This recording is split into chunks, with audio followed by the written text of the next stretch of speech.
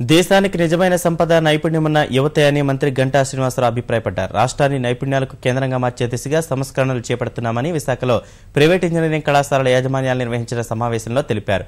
సమిష్టి కృషితోనే పరీక్షల నిర్వహణ, కౌన్సిలింగ్ ప్రక్రియలను అనుకున్న విధంగా నిర్వహించామని స్పష్టం చేశారు. త్వరలోనే ఇక్కడ ప్రైవేట్ యూనివర్సిటీస్ బిల్ పెట్టబోతా ఉన్నాం. త్వరలోనే ఆంధ్రప్రదేశ్లో ఎడ్యుకేషన్ సిటీస్ రాబోతా ఉన్నాయి.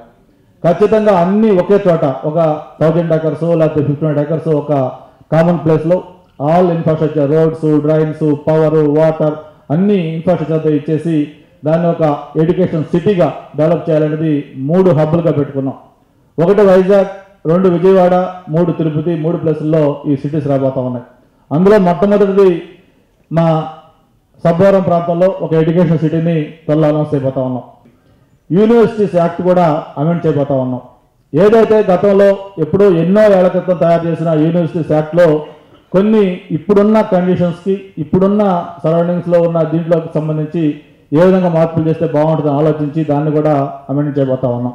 పిల్లలు అనేవాళ్ళు ఈ దేశ సంపద. ఎక్కడైతే ఒక young, energetic, daring, dynamic youth students ఉంటారో అదే నిజమైన సంపద కల దేశం.